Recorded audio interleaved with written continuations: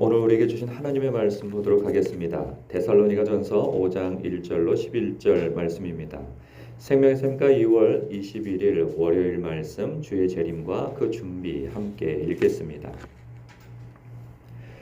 형제들아, 때와 시기에 관하여는 너희에게 쓸 것이 없음은 주의 날이 밤에 도둑같이 이를 줄을 너희 자신이 자세히 알기 때문이라. 그들이 평안하다 안전하다 할 그때에 임신한 여자에게 해산의 고통이 이름과 같이 멸망이 갑자기 그들에게 이르리니 결코 피하지 못하리라. 형제들아, 너희는 어둠에 있지 아니하매 그날이 도둑같이 너희에게 임하지 못하리니 너희는 다 빛의 아들이요 낮의 아들이라. 우리가 밤이나 어둠에 속하지 아니하나니 그러므로 우리는 다른 이들과 같이 자지 말고 오직 깨어 정신을 차릴지라. 자는 자들은 밤에 자고 취하는 자들은 밤에 취하되 우리는 낮에 속하였으니 정신을 차리고 믿음과 사랑의 호심경을 붙이고 구원의 소망의 투구를 쓰자. 하나님이 우리를 세우심은 노하심에 이르게 하심이 아니요 오직 우리 주 예수 그리스도로 말미암아 구원을 받게 하려 하심이라. 예수께서 우리를 위하여 죽으사 우리로 하여금 깨어있든지 자든지 자기와 함께 살게 하려 하셨느니라. 그러므로 피차 권면하고 서로 덕을 세우기를 너희가 하는 것 같이 하라. 아멘. 여기서 말하는 때와 시기에 관하여라고 말할 때 이 때와 시기는 예수님께서 재림하시는 때를 일컬어 말씀하고 있는 거죠.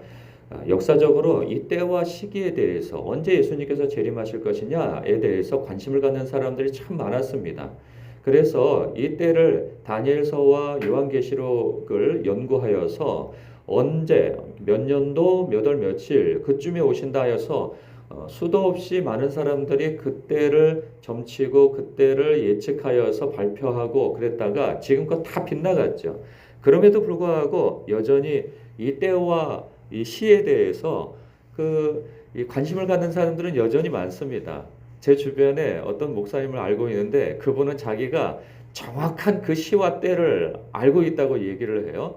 그러나 오해가 있을까 싶어서 지금 얘기하지 않겠다 뭐 이런 얘기도 하시는데, 그러니까 제 근처에도 계시는 걸 보면 있는 거 보면 엄청 많은 사람들이 그 때와 시를 점치고 있다는 생각이 듭니다. 근데 그럴 필요가 없는 것이 오늘 본문에서도 얘기하고 있지 않습니까? 너희에게 쓸 것이 없음은 주의 날이 밤에 도둑같이 이를 줄을 너희 자신 자세히 알기 때문이라.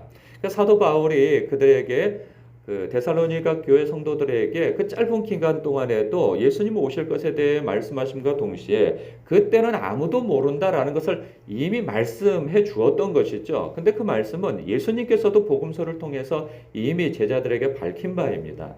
우리도 역시나 성경을 읽는 우리들도 예수님께서 도적같이 오실 것이다 라고 하신 말씀, 그때는 아무도 모른다 라고 이미 말씀하셨거든요.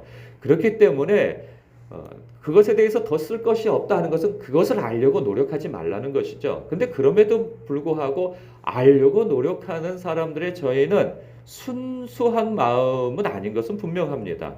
그때를 알아서 더 잘 준비하겠다?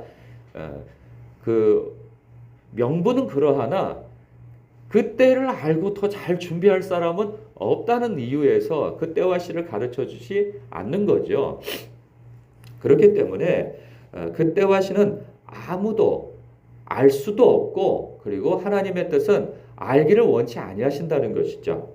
그러면서 3절에 그들이 평안하다 안전하다 할 그때에 임신한 여자에게 해산의 고통의 이름과 같이 멸망이 갑자기 그들에게 이르리니 결코 피하지 못하리라. 그때에는 다 징조가 있다는 거예요. 그래서 많은 사람들이 그냥 일상을 살아가고 평안하다 안전하다, 그러나 임신한 여자에게 해산의 고통이 이름과 같이 그 때가 가까울수록 어떤 징조들이 있다고 예수님께서도 말씀하셨죠. 너희들이 그 날의 그 징조를 구분하면서 시대의 징조는 구분하지 못하느냐 말씀하시는 것처럼 그 때가 가까울 때는 이런 징조들이 있다라는 것을 이미 언급해 주신 바는 있습니다. 그런데 그것에 대해서 관심을 갖지 않는다는 거죠. 그래서 해산의 고통이 갑작스럽게 일어나잖아요. 지금요 병원에서 그 아이가 태어날 날짜까지도 거의 예측을 하지만 옛날에는 뭐 그런 거 있습니까? 그냥 갑자기 아이가 막 배가 아파서 막 나오는 것처럼 그렇게 멸망이 갑자기 그들에게 이른다는 거죠. 결코 피할 수 없다는 말씀을 하고 있어요. 그 멸망은. 여기에서 보면 이제 그 성도와 그리고 성도가 아닌 사람들과의 대조적인 그러한 구분을 해 나갑니다. 여기서 그들이라고 표현을 하죠. 그들은 하나님의 백성이 아니고 그리고 그들에게서는 멸망이 이릅니다. 그리고 또 그들을 표현할 때 어둠이라고 표현하고요. 그리고 이 밤이라고 표현하기도 합니다. 그리고 그들은 잠자고 있는 사람들로 또 표현을 하고 있죠.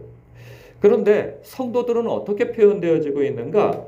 그들은 이제 읽어보면 알지만 우리라고 표현되어져 있고요. 그리고 멸망과 다른 표현인 구원으로 이렇게 표현되어져 있습니다.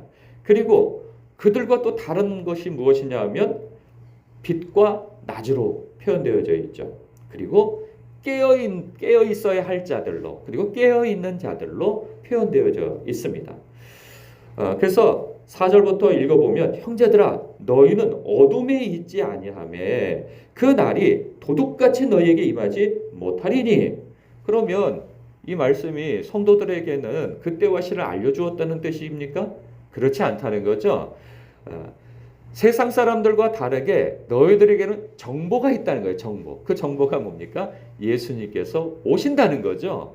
예수님께서 오신다고 하는 정보를 가지고 있는 것이고 그리고 너희들은 당신들은 중요한 것이 예수 그리스도를 믿는다는 거예요. 그래서 하나님의 백성이라고 하는 그 신분이 다르다는 것이죠.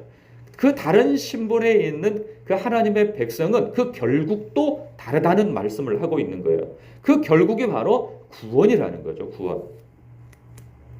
그래서 5절 너희는 다 빛의 아들이요 낮의 아들이라.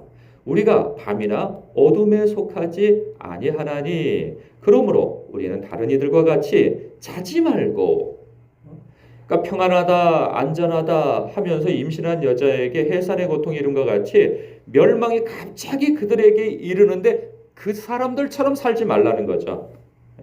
그래서 그러므로 우리는 다른 이들과 같이 자지 말고 오직 깨어 정신을 차릴지라.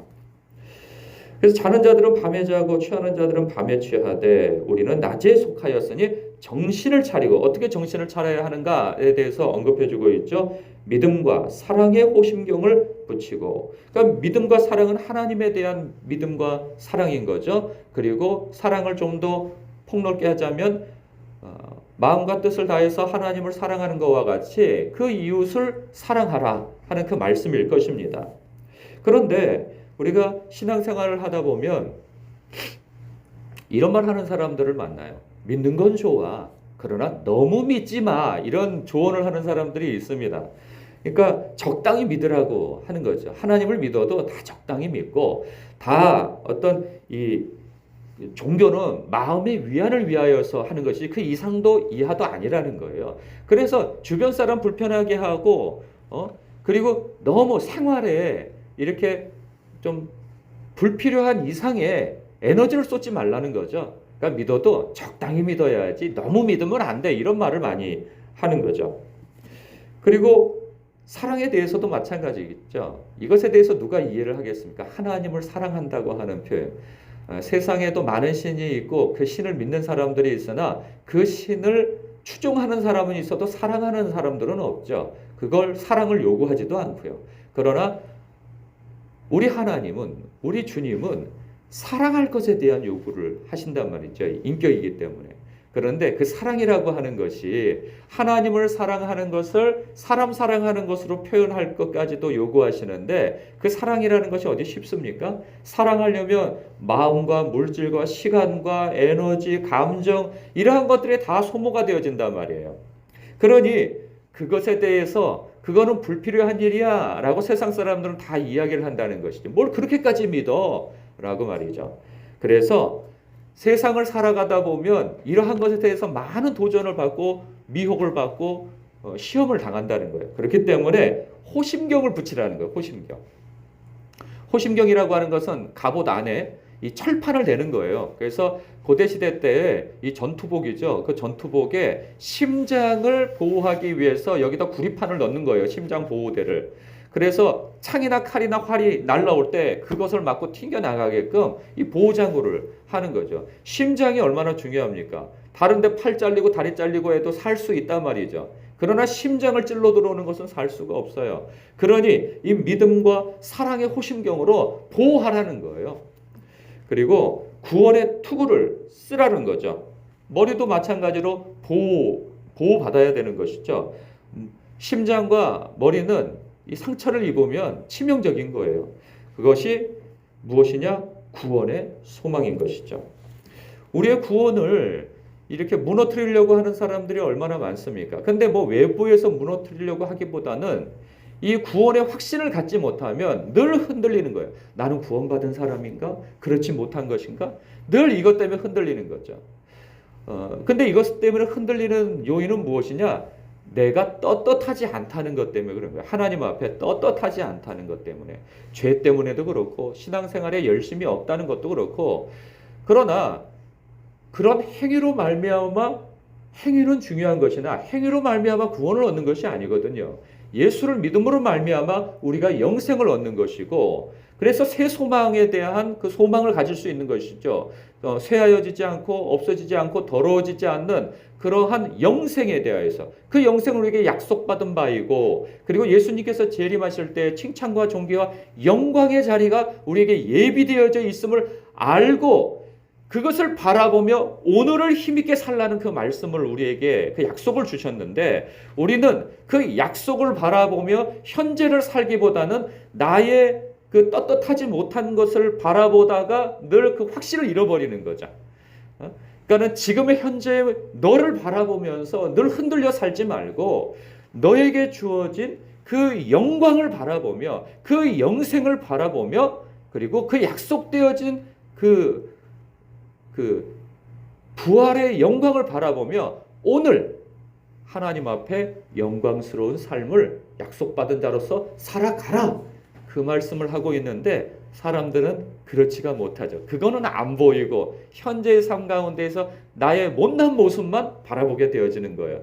그럴 때 우리는 구원의 소망까지 잃어버리는 거죠. 그러니 투구를 딱 쓰라는 거예요. 구원의 확신의 투구를 쓰고 그 영광스러움을 바라보며 오늘을 영광스럽게 살아가라, 그 말씀을 하고 있는 거죠.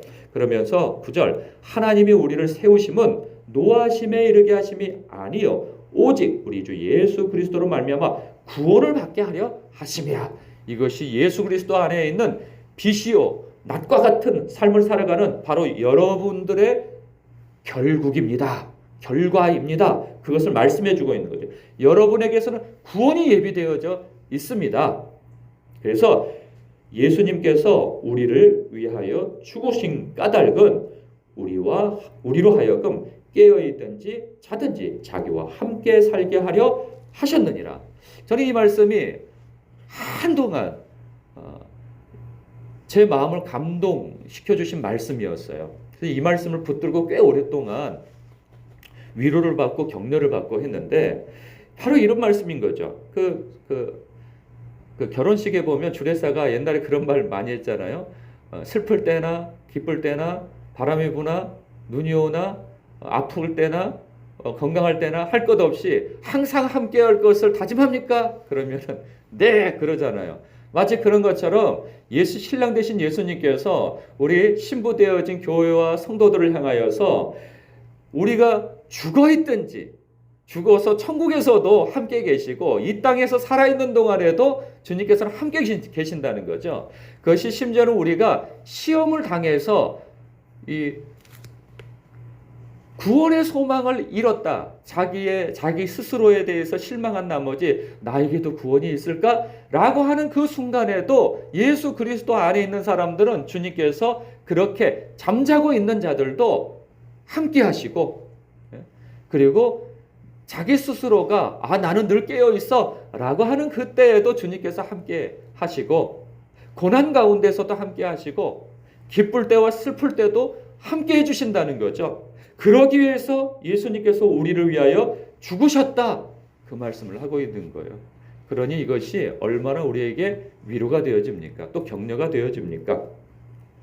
그래서 11절 그러므로 그것을 위로와 격려 삼아서 피차 권면하고 서로 덕을 세우기를 너희가 하는 것 같이 하라 말씀하고 있습니다.